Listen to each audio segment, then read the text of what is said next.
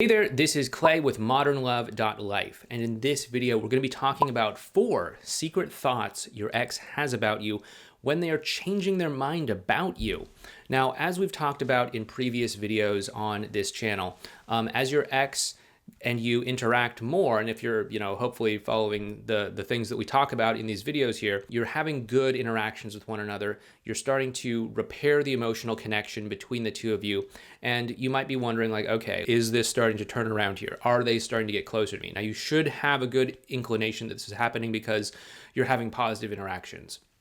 But what's actually going on in their mind as they're going through this process of changing their mind about you? The first thing that they might be thinking is it actually safe to make a big change and get back together? After a breakup, people will make changes in their life. They might end up in a rebound relationship. They might move somewhere new. They might tell all their friends and family that the two of you broke up and that you're a terrible dirtbag and all that sort of stuff. Having to go back on these sorts of things and make changes that bring the two of you closer together again can seem risky for them. Up until we get to what we call the crisis point, your ex is really interacting with you in a sort of theoretical, hypothetical sort of sense. What would it be like to talk again? I don't know. Maybe it'd be cool. Maybe it'd be weird.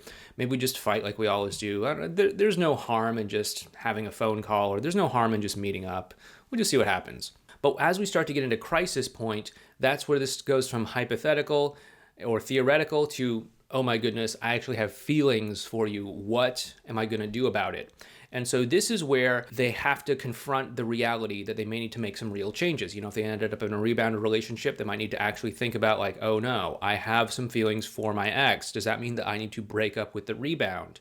Or, oh no, it looks like we might be getting back together. How are my friends and family going to take this? And so this can cause them to freeze up. This is where a lot of the confusing behavior at crisis point comes from. By the way, if you have no idea what I'm talking about when I'm saying crisis point, check out this video series over here on the 5 stages your ex goes through in getting back together.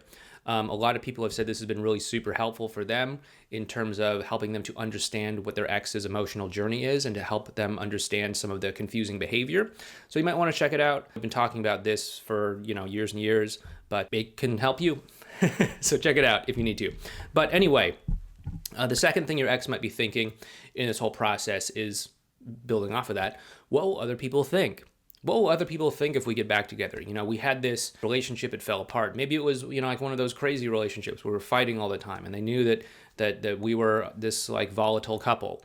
Or maybe after the breakup, I, as your hypothetical ex, I went and I told all of our friends and family that like, yeah, we broke up. Yeah, you cheated, you lied, you're this terrible person or something like that. And then if they find out we're seeing each other again, what are they going to say? Are they going to look down on me? Are they going to judge me? Are they going to make me feel bad about all of this? This is a major concern that a lot of people have, is how are other people going to see me? And that's why it's really, really important that you and your ex get on the same team and let them know explicitly that like, hey, yeah, that can be a concern, but just to make it clear, it's not going to be you alone versus everyone out there unless you want it to be that way. We can do this together. We can go and we can talk to them together. We can go and talk to your folks together. We can go and do this together so you're not alone, that we're actually a team through all of this. This is where a lot of that same team stuff that we've talked about in previous videos comes into play. Being on the same team is vitally important when it comes to creating that connection with your ex and helping them to feel like they're not in this all alone, especially when it comes to what they might perceive as, high stakes kinds of things, like telling friends and family that the two of you are back together again, or ending the rebound relationship or something. But basically they're looking for some degree of certainty that if they make this move, things aren't going to fall apart again. This brings us into thing number 3, which is that they want to know that this is going to work again. They're probably thinking, like, what if this doesn't work out again? Like, what if I tell all my friends and family that we're getting back together again? Maybe there's a little bit of and ha and all that, but maybe they'll eventually get over it and they'll support us. But then what happens if like a month or 2 down the road we break up again?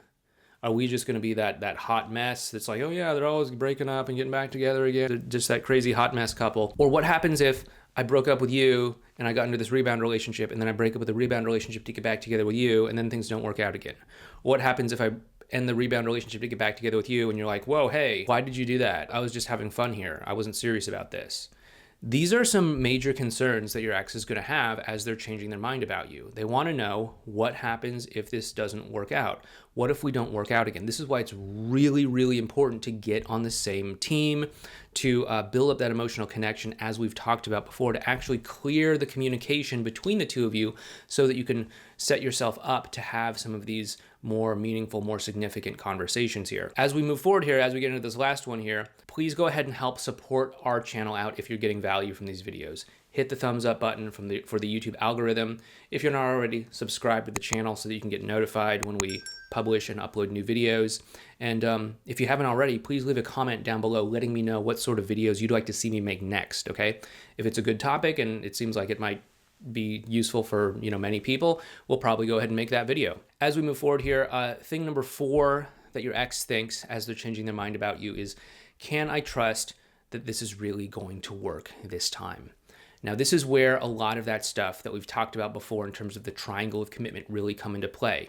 If the two of you can be on the same team, if the two of you can communicate clearly, and if the two of you have built trust over time by going through those 5 stages of getting back together, then they should have a very clear sense that this is going to work out this time. They might still have some concerns, some specific things that could be concerning about their situation, about what they're going through, about all of that. That's fine. You can talk about that as you're having the commitment collaboration talk. What we really want to do is we want to make sure that that triangle of commitment is kept tight and aligned through this process. So just keep looking at that triangle of commitment, looking for where it might be out of alignment, and then do what you can do to bring it back into alignment, okay? Your ex is probably going to be feeling alone in a lot of this. And if we can just get on the same team, then a lot of these things become irrelevant, okay? So once again, a lot of the concerns that they're having are, is it safe to make a big change and get back together? What are other people gonna think?